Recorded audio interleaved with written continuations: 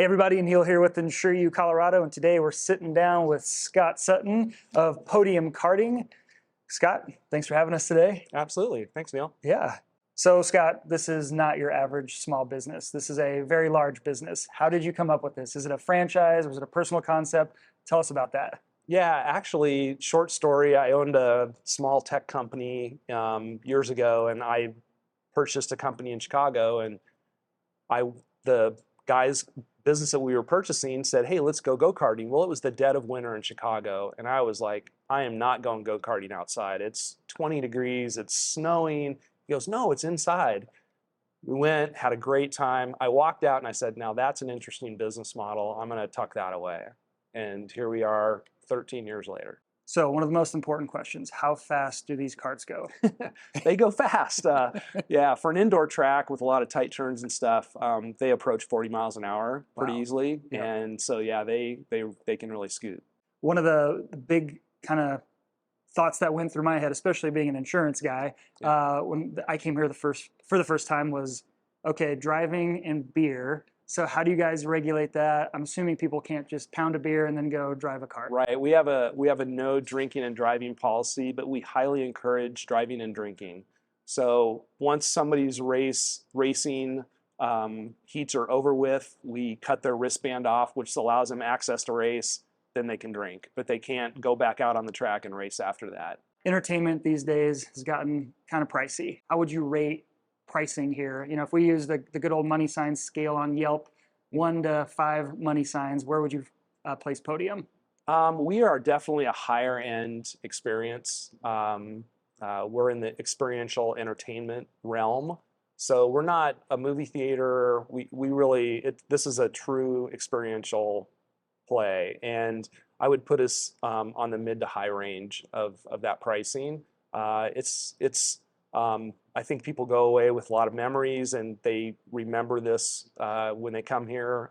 It's generally an extremely fun and fast environment, but it's an expensive business to run. Sure. Yeah. What would you say the average person is going to spend coming here for a day of fun? Between $20 and $25 a race. Okay. Is our average. We run specials on Mondays and we run specials throughout the week. So check out our website and social media. You can find all those specials on there. But yeah, that's about the average price. Axe throwing is done by the hour, so it's by person. So the longer you do it, the less it is. So sure. It averages about $20 an hour per person. Okay. On the axe throwing. How long is the average kart race? So the kart race is 5 minutes. Okay. We also run on off-peak times. We run 7-minute heats. So if you want a little bit longer race, you can come in on our off-peak hours. That's all on our website. And that just gives people several more laps during that heat. And then the pricing's the same across the board. Yeah, we don't vary pricing by peak and non-peak anymore. Okay. Is pricing the same for kids versus adults? No, kids is a different. We do have a fleet of kid karts that we allow kids from 6 to 12 race those youth karts. Once they hit 13, they're allowed to race in the adult karts. But the youth karts, it's got its own pricing structure. It's less expensive than the adult kart racing is.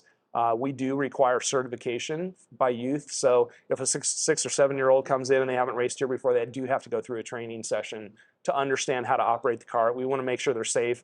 Those karts go about 20 miles an hour. Okay. So you put a 6-year-old in a 20-mile-an-hour kart, you want to make sure they can operate it. Sure. Kids are generally our I hate to say it, some of our best customers because they listen and they pay attention and they take directions really well because they're kids. Sometimes adults don't. So sure. You tell adults don't run into things and they run into things. Oh, absolutely. So. Speaking of running into things, you go to the family entertainment centers that have karting and stuff like that. Don't bump, don't pass somebody, don't do this, don't do that. What types of rules are there in an extreme karting place like this? Right. Well, we do have rules. Every customer has to go through about a 7-minute training, and that's an in-person training. We do show videos. We go through all the safety procedures. We do require helmets. The concession karting venues don't require helmets. You can wear flip-flops. We require closed-toe shoes. it really is just we do allow rubbing. Rubbing is racing, but we don't allow intentional hitting, intentional aggressive acts because people can get hurt. Sure. They are serious vehicles, and Yep. so we do, but we want people to have fun, but also be safe and conscious of what's going on around them. Is there anything for the 6 and under, or just kind of leave the kiddos at home? Get Yeah, it right on a lap. We don't have 6 and under yet. Okay. We've discussed that, but we don't have anything for 6 and under yet. Okay. And then are the 6 to 12-year-olds, even though they're racing slower karts, are they on the same track as the adults, or They are tracks? same track, but we don't mix adult racing with youth racing. Okay. Because the speed variance is very different. And as you know, in the insurance industry, one of the biggest causes of accidents on the roads are variance in speed. Yes. So we wouldn't put a cart that has a maximum speed of 15 to 20 miles an hour on a cart that has with a car that has 40-mile-an-hour maximum speed. So, Okay. Yeah. So massive building. There's a lot of stuff to do in here. Tell us a little bit about all the other activities that are on site. Yeah. So we have basically an entertainment play. We've got a full bar and restaurant. We've got 7 lanes of axe throwing. So that's been an ad in the last couple of years. It's been very successful. We use digital targets, very similar to bowling. Put your name up there and you can score all your axe throwing. It's really, really fun. You throw a real axe. We also have a very varied amount of things you can throw. We have knives now. We have different types of hatchets, all kinds of fun stuff. If you want to venture out and see how good you are throwing a combat knife at a target, come on in and give it a shot. Yeah, something that I didn't know existed until today was that digital experience with axe throwing. I've gone and thrown axes. It's the place where it's literally just a target, and okay, I can only enjoy throwing darts at a 3-ring target for so long. So seeing these digital targets, that makes it exciting when you have an objective and you can kind of gamify a game already and give it a little more depth. That's awesome. Yeah. So there's 6 or 7 games on each lane, so you can kill zombies, you can kill ducks, we have duck hunting, we have traditional target throwing, and the targets change. So the target's not the same each round, which is great because it's just positionally it's different. There's different kind of scoring options. So it's cool because it really broadens the axe throwing experience. So tell us a little bit about private and corporate events. Yeah, we spend a lot of time marketing to corporate events, and coming out of COVID, companies are really hungry to get their teams together and re-engage. Working remotely is still a thing, but teams really need to be together to grow and to be effective. So we've become a very strong resource for that. It's a good gathering place. We have lots of activities that in competitive environment, teams can really build competitiveness and have a lot of fun at the same time. We lost all of our corporate business during COVID, obviously, because companies weren't allowed to do events, but we have recovered strong, and it's now over 50% of our business. Oh, that's awesome. Good. So we're seeing a real strong surge in event business. Each event that comes in, no matter how big or how small, every event gets its own event captain, and they run that whole event for you, and they're with that group the entire time. And so the group can just come in and forget about anything else other than having a great time. So, when you have a space this large, I'm sure upkeep is pretty significant. So when you guys are cleaning the track, how often do you guys find banana peels and turtle shells? We'll have to ask them. They cleaned this morning. I think we did have some banana peels out there from last night's event. Yeah, that's funny. For all of you that have no idea, that's a Mario Kart reference. Mario Kart, yes. Yeah. We do have. You'll see events. People will come in dressed up, and it's great. Yeah, that's awesome. Oh yeah. Has there? I know, like Universal has a Mario Kart ride.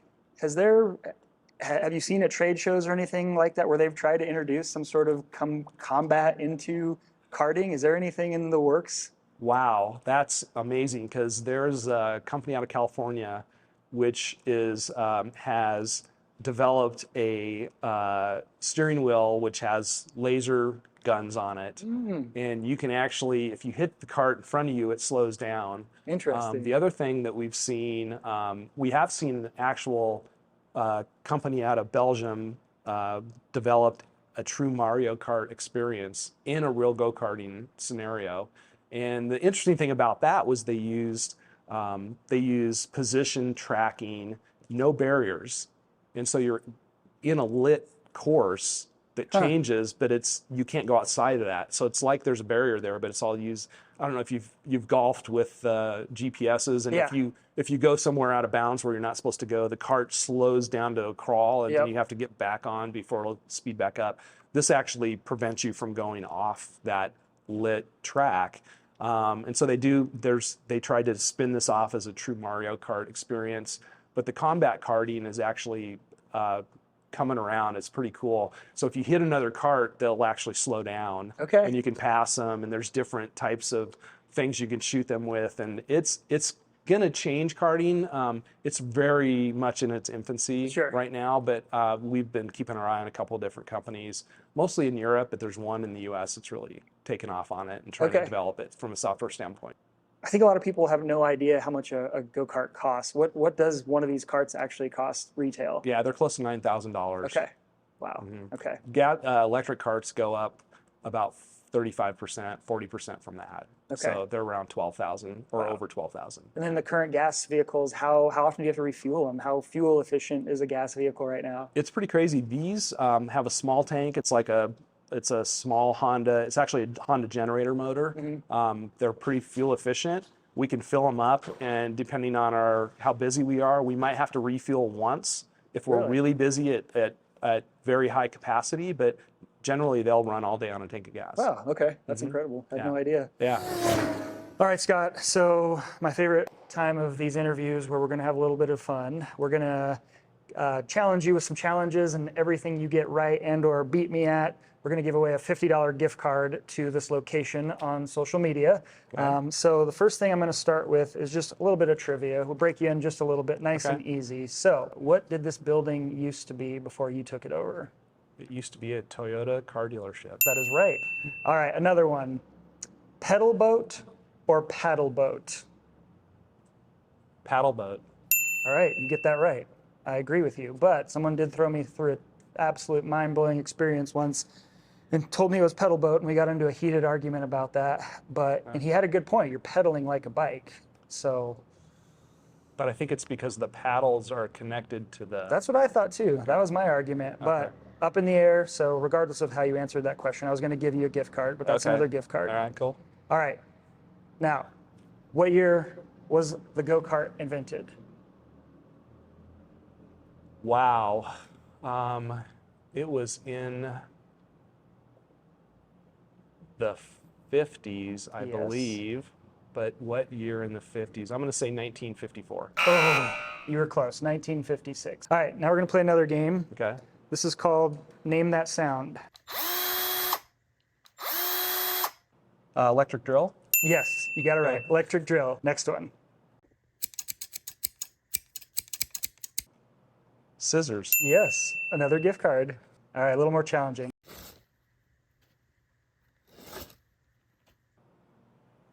This is a tough one. Wow, it's an electric tool of some type. I'm gonna say electric drill. Nope, that is me pulling a piece of Kleenex out of a Kleenex box. Wow, I would not have guessed that. All right, next one. Sounds like a roulette wheel. It's a ratchet. Okay. And the last one.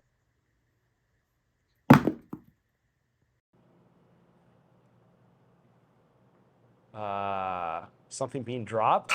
You're close. That is me throwing a screwdriver at a plastic trash can. Okay. Wow. Scott, that was 4 gift cards, so we're going to be giving away at least 200. Okay. Next thing we're going to do is we are going to go and you're going to challenge, well, I'm going to challenge you to an axe off. So I suck at throwing axes, so the odds are in your favor. All right, we're going to go head to head here. For every duck Scott kills, it's going to be a $50 gift card that we give away. But before we do get started, got to ask you, any axes dropped on toes? Anyone buzz their ear off? Not yet. I'll try not to be the first. All right, let's get started. Good. Here's our axe here. All right.